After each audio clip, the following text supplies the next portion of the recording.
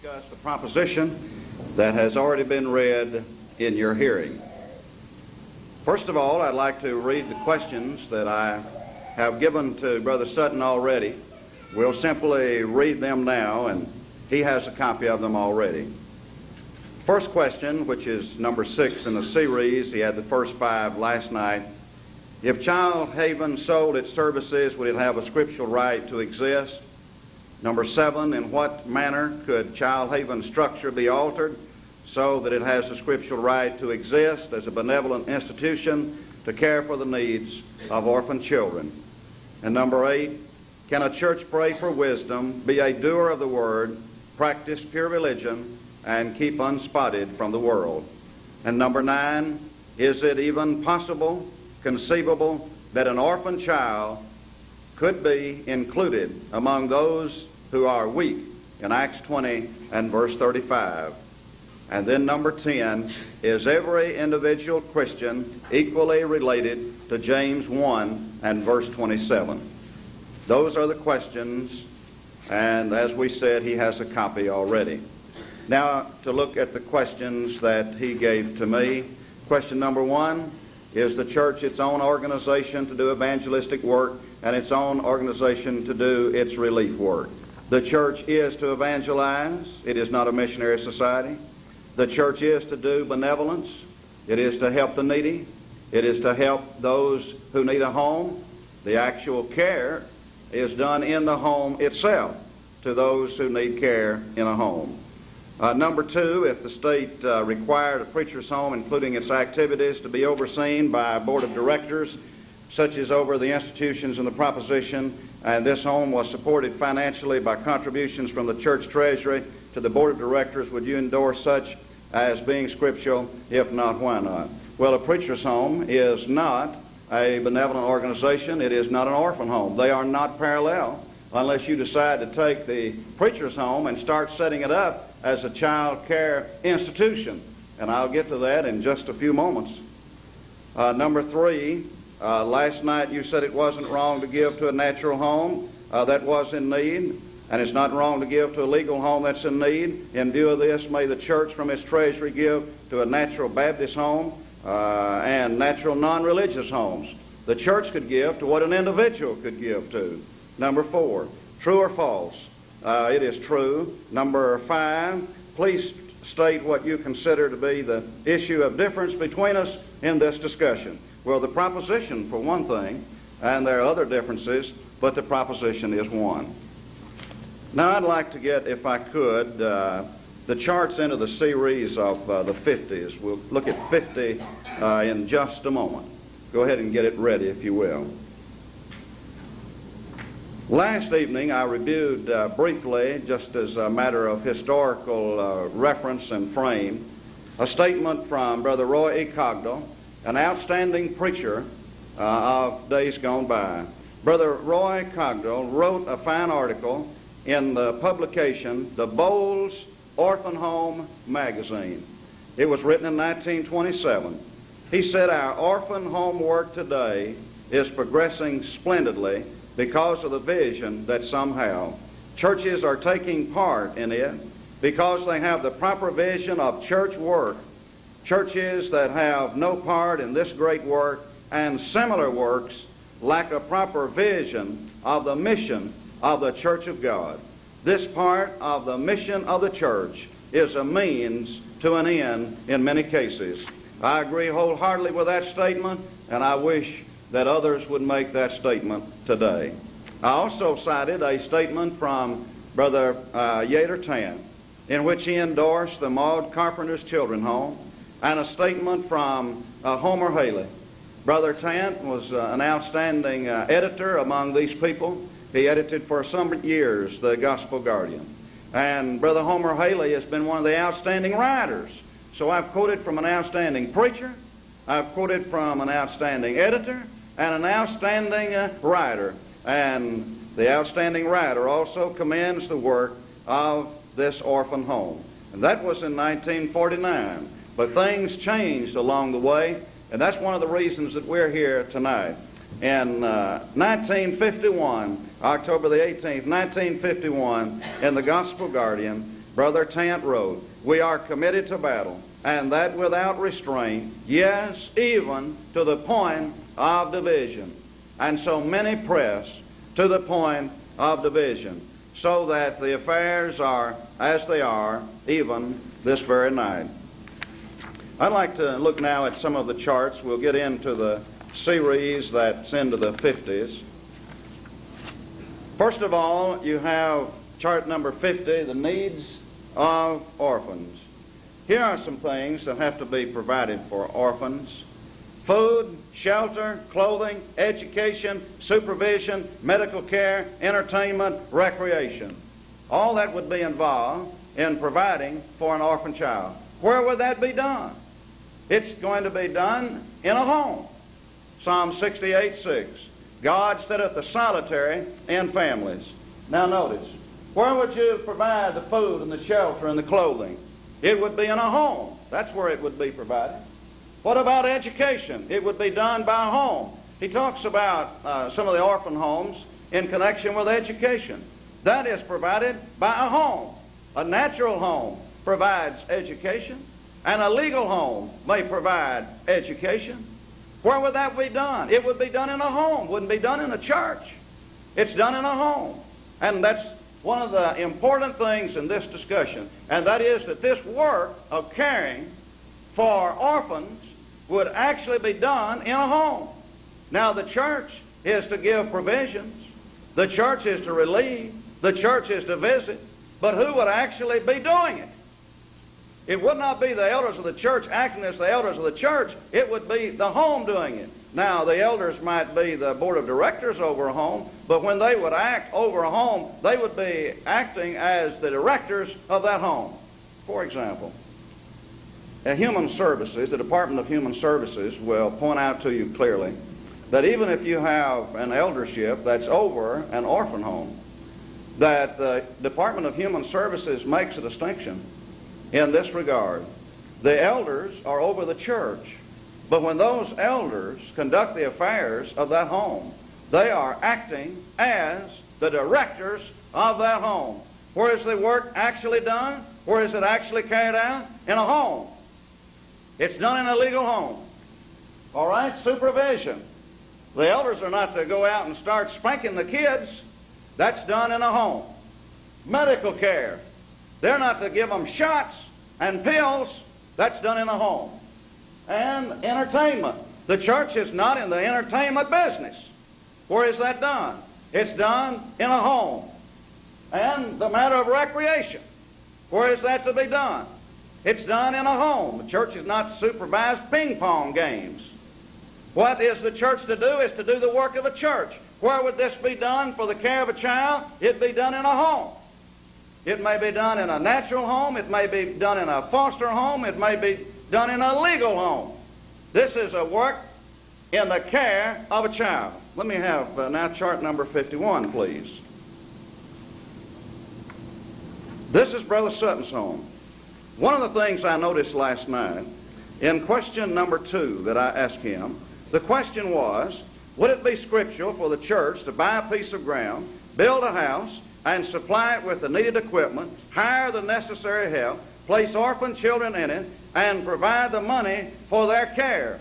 Here was his reply.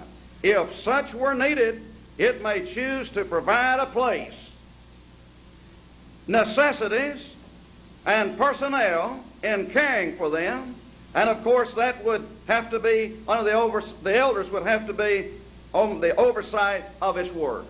Now this is Brother Sutton's home. Now we're making some progress. We've got Brother Sutton's home. Here it is. It may provide a place. It may build and maintain a place.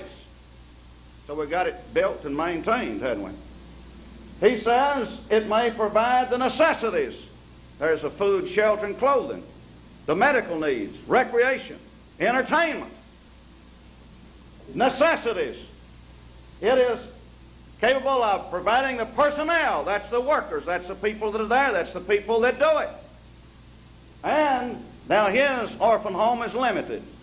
He did say, in answer to question number 1, it would have to be poor saints, orphans that were poor saints.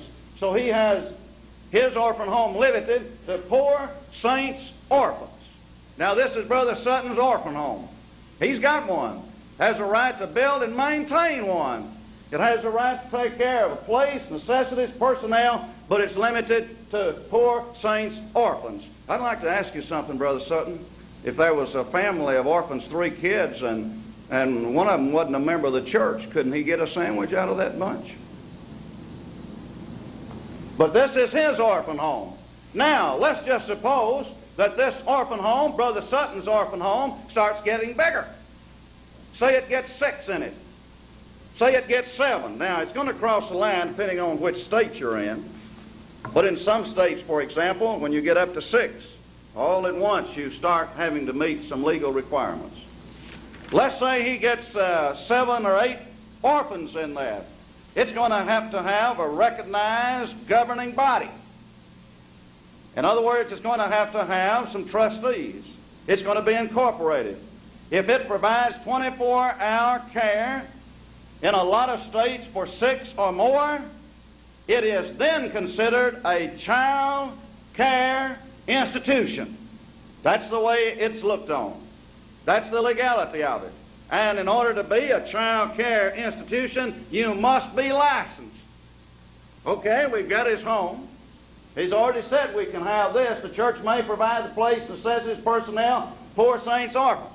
All right, let's put 6 in it. Then let's put 7. Then let's put 8. Once you start getting up like this, all at once the government, the state says to you, you've got some requirements you're going to have to meet. You're going to have a recognized governing body.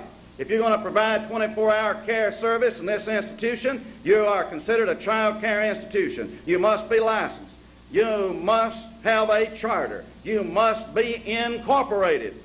And an incorporation is simply an artificial entity recognized by law as a thing that's a legal entity. And it will provide for the continued existence of that, and it will provide legal protection for the people who are involved in it. This is Brother Sutton's home. Now, Brother Sutton, you get 7, 8, 10 orphans in it, and here are some requirements. What's wrong with being licensed? Not a thing. What's wrong with being chartered? Not a thing. What's wrong with being a child care institution? Not a thing. What does this do? It provides a home, but he's limited it to poor saints' orphans. I disagree with him on that. I wouldn't shut the door down, just let the poor saints' orphans in. I wouldn't shut the door down like that. That's one of the differences between us. He really believes in benevolence that's only for poor saints. He does not believe that it would actually include an orphan child who's not a member of the church. That's my understanding of his position. Now, if that's not his position, I'm sure he'll be glad to tell us what his position is. But we have Brother Sutton's home. We're on our way. We're going to deal with some of these things as the discussion continues. All right, let me have, while we're in the 50s, let me have number 52.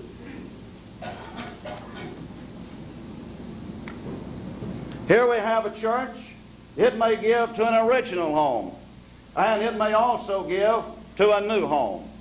1 Timothy 5:16 says, if a man or woman that believeth have widows, let them relieve them, that the church be not charged, that it, that is the church, may relieve them that are widows indeed. Notice what we have. A man or woman, if they have widows, let them relieve them, that the church be not charged. What would that man or woman provide for that widow that they should take care of? You know what they're providing? They're providing a home for her. So she'll have a home. Now, if they do not provide for that widow, then the church has an obligation to take care of her. And what would the church provide? They would provide what the man and woman should have provided, namely a home. Now, if you have a situation where you have widows indeed, that is, there's no one to take care of them, the church is obligated to take care of those who are widows indeed, those who are destitute and have no one to take care of them. What would they provide? They would provide what the husband and wife, what the man and woman should have provided to those that they were related to. But if there's no one there to do it, the church has to do it. What would they provide? They would provide a home. All right, let's look while we're in the 50s. Do we have 53 in this series? Okay. This is chart number 53. Brother Sutton would endorse the position that you could take money from the church treasury and buy fertilizer for the grass on the preacher's yard. But Sutton would oppose taking money from the church treasury to buy milk for a non-saint orphan. Now that's his position. You know, for the life of me, I've never been able to see any sense in that. That is not Christianity. Okay, thank you. Let's come back to the earlier series now. We'll start with about number 6, and while we're doing that, let's look at his charts. He had a chart up here too, I believe, didn't he? Didn't you have one up here too? Okay. There was another one, I believe, too. Yeah, that's it. Yeah. Number 5 is what I want to ask him about. How? Number 5. How? This discussion is about how. 14. This discussion is about how. Actually, the missionary discussion was also about how. How are you going to preach the gospel? You're going to do it so that the church preaches the gospel, or is the missionary society going to do it? That was a discussion of how. If that's not a discussion of how, I'd like to know why. And on the matter of taking care of orphans, this is a discussion of how. It certainly is a discussion of how. Can the church do it or the church not do it? And when you look at James 1:27, and I've noticed that he's been silent on James 1:27, which really surprises me. Normally, in a discussion like this, James 1:27 is discussed, hashed and rehashed time and time again. James 1:27 says, pure religion and undefiled before God and the Father is this, to visit the fatherless and widows in their affliction, and to keep himself unspotted from the world. Visit, episkeptomai, to see, to inspect with the eye, to supply the need. How are you going to supply it? Well, you may supply it in a legal home. You may do it in a foster home. It may be done in various ways. This man is saying that you can only take care of poor saints. This man is saying that the only way that it can be done is the individual, if I understand his position right, except that we do have Brother Sutton's home, but it's limited to poor saints. All right, now that's the only one you had on overhead, I believe. Is that right? Then we go to these charts. Okay, fine, thanks. Now, he has the commands, the aids, and the additions. I said last night, with 90% or more than that, we would agree with what is there. When it comes down to the church preaching the gospel, the benevolent society that he's put on down here at the bottom, he says there's another kind of organization.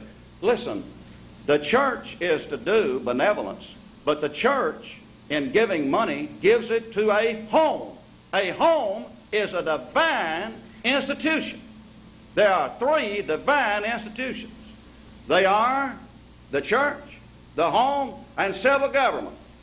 Actually, the home, as far as the sequence of events, starting with Genesis, is the older of those that are there. Of course, the church was in God's eternal purpose, but in the sequence of setting them up, we start out with a home. The home is a divine institution.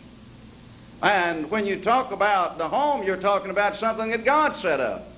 A home can be destroyed and it can be restored. Civil government can collapse, but it can rise again. And the church, it may apostatize, but it may be restructured. And all in the world that an orphan home is simply a home that has been restored. It is a restructured home. And if the church could help a natural home, and it can also help an orphan home, and it can. So on that part of your chart, we disagree. And he kept talking about Ephesians 5:19, but he still hadn't told me if that applies to the church or not. I assume it does because he has it on this chart like this. That means that in Ephesians 5:19, speaking of yourselves in psalms, hymns, and spiritual songs, is that on this one or the other one? Yeah, here we go. Thanks. It is on this one, Ephesians 5:19. We have a pronoun here that's in the plural number. And that plural number says that that's something that the church is supposed to do, according to his chart. That's why I kept asking him about Ephesians 5:19. That's a plural number, plural pronoun. Galatians 6:10 says, as we therefore have opportunity, let us do good unto all men, especially unto those of the household of faith. Notice, as we, there's some plural pronouns again, let us do good unto all men, especially unto the household of faith. Some of these fellows say that plural pronoun simply means something only an individual can do. But surely we understand that the church can do it, and he's already got it on the chart here with a plural pronoun that it's something the church can do. So I want to know if the church can do good unto all men. Turn it to the next one. We come to the corporation again. What I'd like to know, Brother Sutton, we've got your orphan home up here. Would it be wrong to incorporate your orphan home? Would it be wrong for your orphan home to be incorporated? Would there be anything wrong with an incorporation? There wouldn't be anything wrong with a corporation. Now, some of these homes get big, and if there is an abuse of a home, it would be wrong. That's just like an eldership is scriptural and right. But if elders do that which is wrong and abuse their position, then they would be wrong. That is not an argument against the eldership. The eldership is scriptural and right. The elders have a right to oversee a congregation. That's the teaching of the Scripture. If some elders function and do something that they ought not to do, that's not saying that all elders are no good and that we should not have elderships. The principle of it is what we're discussing tonight. But now, as far as this goes, this is a corporation. Some of these get large, yes, but it is not parallel to the missionary society. I showed that last night. When it comes to a missionary society, no one has a right to give to a missionary society, whether you're an individual or whether you're a church. When it comes to an orphan home, surely he believes it's all right for an individual to give to it. That shows it's not parallel to the missionary society, because nobody, not even an individual, will have a right to give to a missionary society. All right, it's next chart. This one discusses Boles Orphan Home. He talks about the home itself. We've got Sutton's orphan home up here. We've got started. We've started on the details and the points of it. And maybe we'll have more points before it gets through. There's nothing wrong with being incorporated and having a license. This work that's done, place, facilities, personnel, that's done by a home. It's done by a home. Next chart. Same thing is true about this one. You have a children's home. There's various activities that it does. One of the things that you have involved is an adoption agency. Sometimes people come along and they say, well, I want to adopt a baby. Well, you just can't go get one, you know. The law will say before you can get one, you've got to have an adoption agency. And someone goes to an orphan home and said, I want to adopt an orphan. They say, you can't get one. They say, well, what kind of home is this? I want to adopt one. You can't just run in there and get one out. The home has to be licensed and have a person that's qualified so it can adopt people out. And that's simply meeting the legal requirement on that. And there's not a thing wrong with that. And Brother Sutton's home, if he wanted to adopt children out, he would have to have some kind of legal arrangement before he could let them out. All right? This one's the same way. Just the next chart, I think, isn't it? Okay, this one has various things. Campus home, placing children in school. All of this is still under the board. It's still under this home, this benevolent organization. And it's supervised by it. And there's nothing wrong with a home doing such a thing. Is that it, or is there another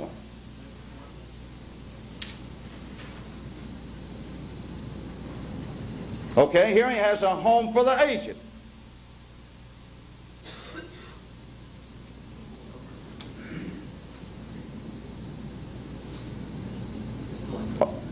Okay, all right.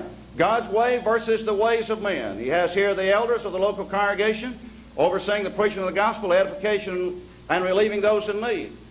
When it comes to relieving those in need, where are they going to do it? How are they going to do it? If you have a 3-year-old orphan child, how's the elders going to take care of him? They're going to have to put that child in a home. They can provide the money for it.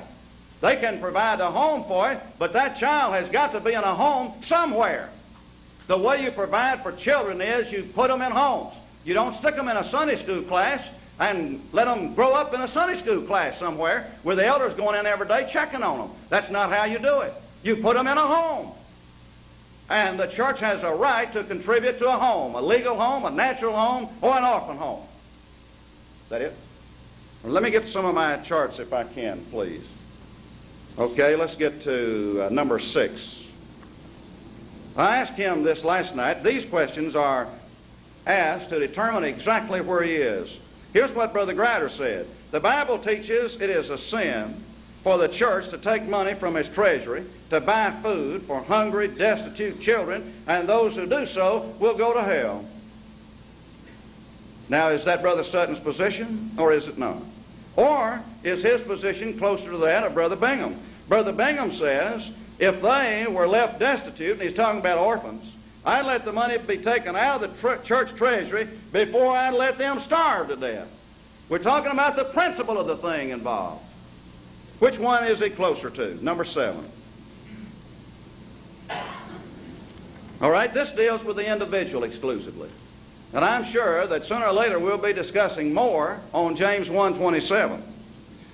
Notice this. All passages which authorize the performance of religious acts and which make specific reference to the Christian individual are passages which authorize the indicated acts to be performed by the individual Christian exclusively. That is going to be his position if I can get him to discuss James 1:27. If it's not, let him tell us what his position is. The next one is number, let's go to do you have a number 12 there? All right, fine. James 1:27 says, pure religion and undefiled before God and the Father is this, to visit the fatherless and widows in their affliction.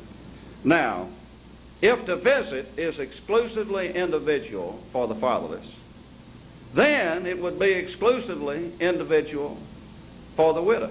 But that would be in conflict with 1 Timothy 5:16. That says the church may help widows.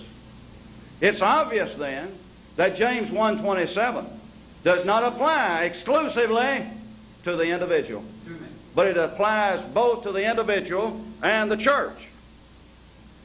Let's look in that connection at number 14.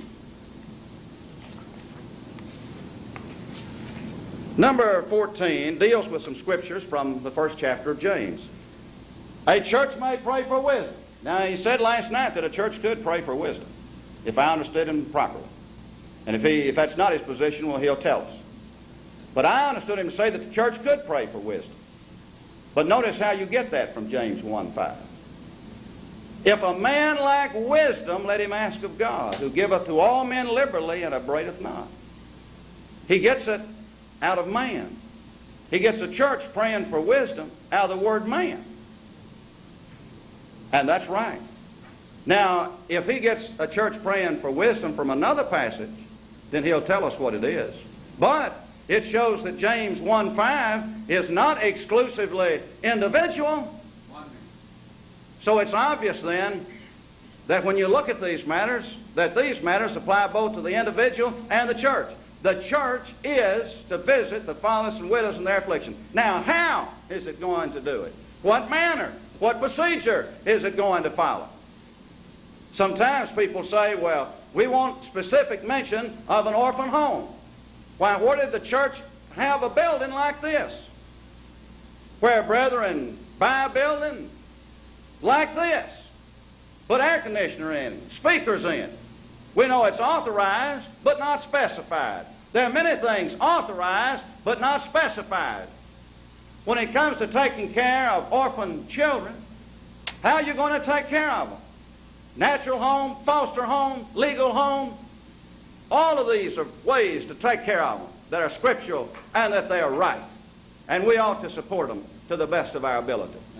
Thank you. We have about a 10-minute break, then we'll resume.